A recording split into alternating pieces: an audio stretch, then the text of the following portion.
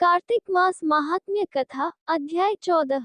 तब उसको इस प्रकार धर्म पूर्वक राज्य करते हुए देख देवता क्षुब्ध हो गए। उन्होंने देवाधिदेव शंकर का मन में स्मरण करना आरंभ किया। तब भक्तों की कामना पूर्ण करने वाले शंकर ने नारद जी को बुलाकर देव कार्य की इच्छा से उनको वहां भेजा।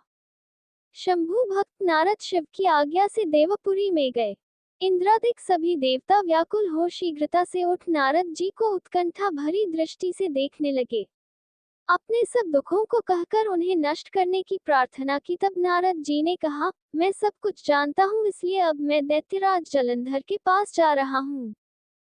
कह नारद जी देवताओं को आश्वासित कर जलंधर की सभा में आए। जलंधर ने नारद जी के चरणों की पूजा कर हंसते हुए कहा, हे ब्राह्मण, कहिए आप कहाँ से आ रहे हैं, यहाँ कैसे आए हैं? मेरे योग्य जो सेवा हो उसकी आज्ञा दीजिए। नारद जी प्रसन्न होकर बोले, हे महाबुद्धिमान जलंधर, तुम धन्य हो। मैं स्वेच्छा से कैलाश पर्वत पर गया था, जहाँ 10,000 योजनों में कल्पवृक्ष का वन है। वहां मैंने सैकड़ों कामधेनुओं को विचरते हुए देखा तथा ये भी देखा कि वह चिंतामणि से प्रकाशित परम दिव्य अद्भुत और सब कुछ सुवर्णमय है।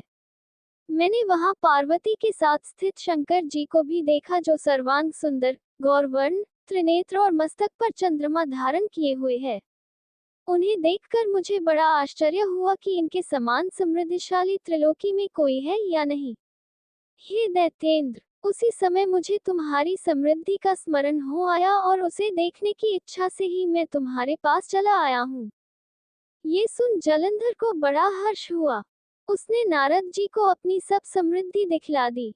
उसे देख नारद ने जलंधर की बड़ी प्रशंसा की और कहा कि निश्चय ही तुम त्रिलोकपति होने के योग्य थे। ब्रह्मा जी का हंसयुक्त विमान तुम ले आए हो और द्युलोक, पाताल और पृथ्वी पर जितने भी रत्नादि हैं सब तुम्हारे ही तो हैं। उच्च श्रवक घोड़ा, कल्पवृक्ष और कुबेर की निधि भी तुम्हारे पास है। मणियों और रत्नों के ढेर भी तुम्हारे पास लगे हुए हैं।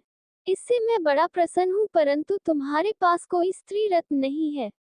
उसके बिना तुम्हारा ये सब फीका है। तुम किसी स्त्री रत्न को ग्रहण करो। नारद जी के वचन सुनकर दैत्यराज काम से व्याकुल हो गया। उसने नारद जी को प्रणाम कर पूछा कि स्त्री कहाँ मिलेगी जो सब रत्नों में श्रेष्ठ हो। नारद जी ने कहा, रत्न तो कैलाश पर्वत में योगी शंकर के ही पास है। उनकी सर्वांग सुंदरी पत्नी देवी पार्वती बहुत ही मनोहर हैं। उनके समान सुंदरी मैं किसी को नहीं देखता। उनके उस रत्न की उपमा तीनों लोकों में कहीं नहीं है। देवर्षि उस दैत्य से कहकर देव कार्य करने की इच्छा से आकाश मार्ग से चले गए।